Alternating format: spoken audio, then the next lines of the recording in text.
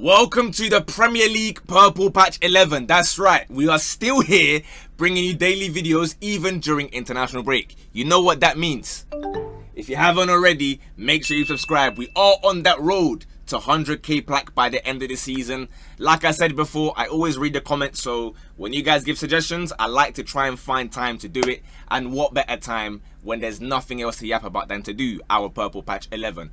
What is a Purple Patch? Let's clarify from early. These are players who, they can be world class, they can be completely bang average players, but at some point or other, they had a couple month spell where they went absolutely nuclear and went crazy. It could be COVID times, they went mad. They might have had a crazy title run-in, whatever it may be. As always, there's going to be loads and loads of potential honorable mentions for this kind of video, so feel free to put your own 11 or let me know any subs or whatever you want.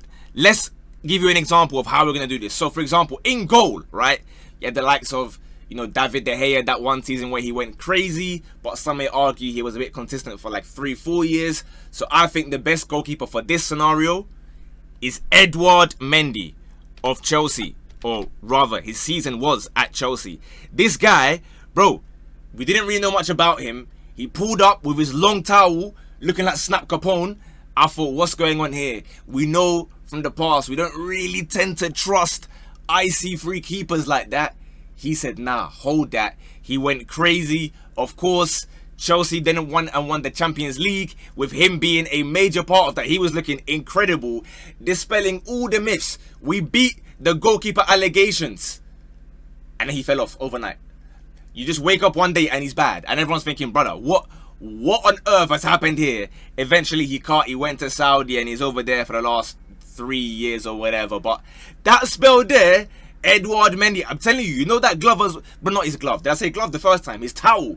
Bro, his towel wrap around like some long Tutankhamun cape. But for that little period there, he was phenomenal. Now again, this team is going to have players from, we might have like smaller teams, bigger teams, whatever. But our next player is going to be someone who has won Premier League titles as well. So bear in mind, it's not all going to be Prem winners in this video. But I felt like at right back, it was only right that, well, pardon the pun about only being right and right back, because he actually played left back at times as well.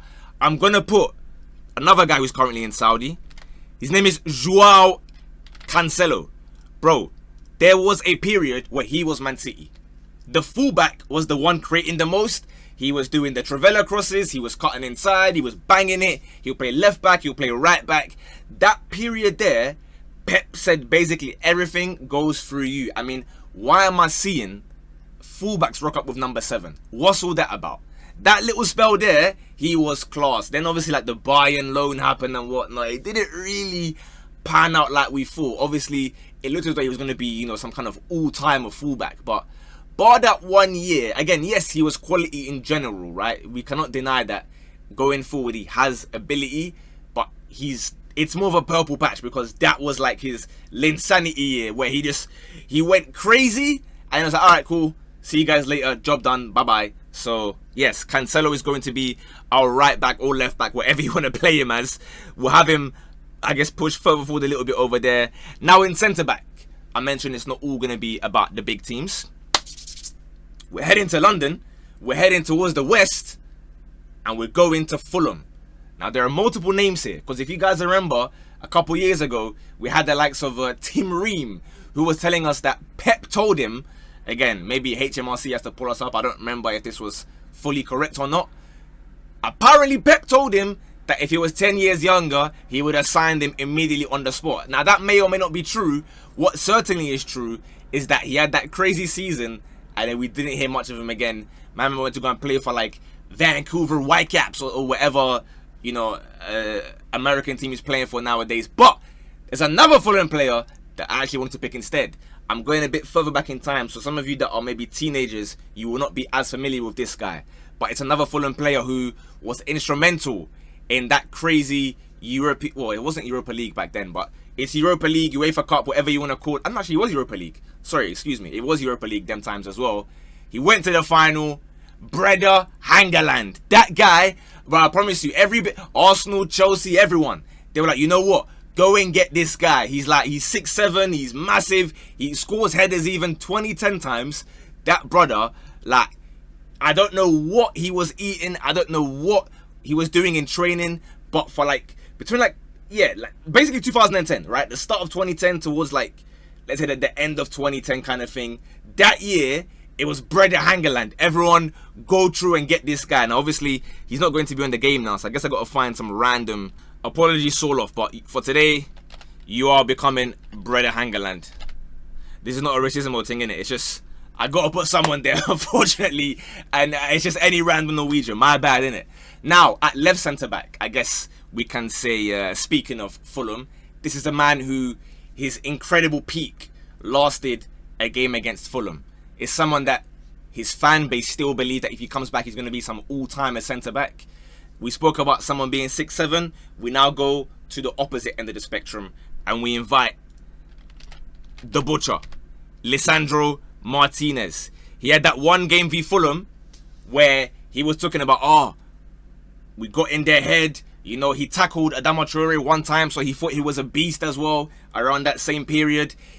Guys thought they really had an elite centre-back. They were telling Jamie Carragher to go and apologise. They were telling all the pundits, go and say sorry. How can your nickname be the butcher and you are now injured constantly because you can't hack it when you get tackled back? Phenomenal. Everyone said it from day one. Chuck him left back. Maybe see what he can be like as a 6 or something. But as a centre-back in the Premier League, 38 games, you ain't doing it, bucko. So yeah, we have him for that one. And let's not forget as well, I think they got a draw against Liverpool. And the way he was talking, bro, he finally did an interview. He pulled up on smoke. Again, he's doing that. We changed the mentality. We changed mentality. We changed mentality. Now it's about mentality. They went and lost like 17 more games that season. But again, fair enough, man. What a purple patch that was for Leacher, the Butcher, Martinez. Now, at left back, it is someone who has won titles, but not at the club that I'm going to put him here for. I'm going to argue that he's actually better in his first season for his new club. He came from Man City. He went to Arsenal. His name is Alexander Zinchenko. Guys, that first 5 or 6 months when he arrived at the Emirates, we thought we were looking at a player that is just out of this world, technically gifted, incredible at everything. People knew full well this guy can't defend, but at the time, it didn't matter. Like, he raised the level of the Arsenal team so high that you'd be like, you know what, brother, this guy, play him in midfield, play him as the left 8, play him wherever you want. The guy looks cold. He's baiting the press with a little foot on the ball and whatever. But then what happened? He started going on podcasts too much. He's talking about, yeah, well, a little bit, you know, if I want Trent to come here, Salah is going to put the ball over my head. What are you going to do about it? I said, nah. This can't happen. This can't happen. When he's saying, you can't mark me because I'm going to come in the middle. Thomas is going to come to play in the 6. And then we're going to have a niggle. No. I don't want to hear anything about, like, why are you going on podcasts talking about tactics, bro? Why are you telling guys what Arteta is telling you in the dressing room? Just keep it to yourself and go and win titles. He didn't do that. Obviously, he's now at Forest. He just scored an own goal recently as well. So that few month spell, oh, blimey. That Zinchenko there, he was in crazy conversations. And to be fair, I don't blame Arsenal fans for putting him in them because he was moving ridiculous at that time. And then, of course, there was some extracurricular activities on his IG story that took his stocks straight back down. But for that part beforehand, before anyone knew any of this stuff, yeah, fair play. Ball striking, passing, everything. He seemed to be able to break the lines, do whatever. So he's going to be the left back for this team. And into midfield, the DM, unfortunately, I don't believe he'll be on the game. Many of you may not even know him, actually. I was picking between two. On the one hand, I had Charlie Adam, the Blackpool season, when Blackpool were one of the most fun teams to watch. If you remember them times, you'll know what I mean. But I've gone with someone else who seemed to be having his own goal of the season competitions for a while. But I don't believe he'll be on the game. Well, in fact, I don't believe he definitely won't be on the game. I'm going to just go with this random guy, and I'm going to call him Matty Taylor. Because I don't know, obviously, how to get him instead, right? Matty Taylor, if you don't know, Portsmouth. Check the tapes. This guy, for whatever reason, said, you know what? I'm feeling myself. Scoring bangers from 60, 70 yards. Not once, but twice. That spell there is like he could just hit anything from any distance. It's like a targeted missile is going in the back of your net. So he's going to be our DM, if you will, or one of our first midfielders. Again, apologies to this random brother, but I don't have Matty Taylor's picture, so he's going to have to just be the one that pretends to be him for now. Joining him in midfield, ooh, there were some options, huh? I had the consideration for Joe Willock the first time he went on loan to Newcastle, when he said, thank you for opening me with welcome arms, or whatever the saying was. Thank you for opening me with warm arms, I think it was he said. I think he scored like 7 goals in 7 consecutive games, which was a record at the time, especially for like his age and whatnot. People couldn't believe what was happening. Again, we thought, whoa, is this someone that's going to catapult Newcastle to the next level? And again, we also thought the same thing, I guess, for like St. Max and whatnot, but that's a story, I guess, for another day. But I've not gone with Joe Willock. Why haven't I? I've gone with a player who people think is world class right now. People think he's one of the best midfielders in the league right now. His name is Enzo Fernandez. So sign off the World Cup 2022, obviously. Was bad, really bad. I remember him getting cooked in person, actually, live. I saw him get cooked, not 3 times, I believe it was, not twice. 1 at the Spurs Stadium, 100%. 1 at the Emirates, and 1 also at Stamford Bridge. I've seen him 3 of those times. This guy played really bad. But why is he in the team? Because do you remember that slight spell towards the end of the season? From, let's say, like, you know, March, April, May, the Conference League run where he was getting them back post headers and he was getting a couple clutch goals and he was getting the corners and whatnot. They were saying, oh, look, he's arrived. So now suddenly, that 3 or 4 months, whatever you want to call it, deletes the last 2 years where he was meaty. No. Look at this season as well. Look. He had 7 or 8. No, not 7 or 8. The first month and a half, he was really bad. Even Chelsea fans say, no, this guy is so bad. What's happening to Enzo? He has 1 alright game. Bang! They change it again completely. They just ignore it. I don't know if they have the Will Smith Men in Black, the mind eraser thing. For some reason, Enzo can go months and months being meaty, have a tiny little purple patch. Oh, what a player. So, Enzo, congrats on your purple patch. You're going to make our team. You're going to go alongside the mate Matty Taylor. And at the 10, this was probably the most hotly contested position, alongside, I guess, striker, to be fair. Let me give you my honourable mentions, if you will. I was thinking we're going towards West Ham. How do you do it? J Lings. No, wait, that don't mix. Bro, J Lings, whatever the thing is. JL. You know what I mean anyway. When he went to West Ham, he went crazy. Then obviously it fell off immediately, you know, when he went, I guess, Forest and back to United and whatever. I think he's chilling in like Korea or something now. So, you know, big ups to him and enjoying life over there. Another West Ham player that could have made this list, Dimitri Payet. But I'd maybe argue that his purple patch lasted a bit longer. So I'm not going to get him in there. Now I'm going to give you a name that football heritage, if you know, you know. I'm going for a whole City player. I know it's not Jimmy Bullard. It's someone that won't even be on this game because, again, he retired years ago. Giovanni. If you remember, around like 2009, I don't even have like someone that I can put in his place. I'm going to just put this random guy and I'm going to call him Giovanni. If you remember, for Hull, when they went to the Emirates and packed in Arsenal, they were going to any stadium that first half of the season and just slapping guys, bro. We're thinking, bro, excuse me, this is Hull. What do you mean Giovanni's just scoring banger after banger? He was so good. Shout out to Elano from that kind of time period as well. But I think he was good for like 2 years. So I think, again, it's a bit too long for a purple patch. I think Giovanni's perfect because he went mad for like half a year. And I never heard from him again, bro. I don't know what he did afterwards. I don't know when he retired. I don't know where he went after Hull. I don't know Wagwan for him. But he's in my team. And on to our front 3 to complete the 11. On the right wing, this one is pretty self-explanatory. I hope he's on the game. He is still playing. He is there. His name is Miguel Almiron. This guy evidently plays off pure hatred. Because Grealish told him that he's meaty. He said, oh, you're playing like Grealish, you're playing like Almiron out there. He said, what? Are you mad? He went mad. Nuclear bagging week in, week out, banger after banger after banger. Grealish, when I said, you know what?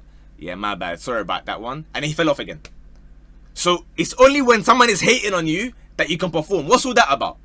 Where is this consistently? And to be fair to Newcastle, I can't lie, bro. I don't want to be mean, but they might be cursed with that right wing in terms of that's going to be the case for most of their players for the foreseeable future. Because Jacob Murphy, who ain't even cold, will randomly start hitting rockets 90 miles per hour. I don't know why. He isn't that good. But anyway, Almiron is going to be our right winger.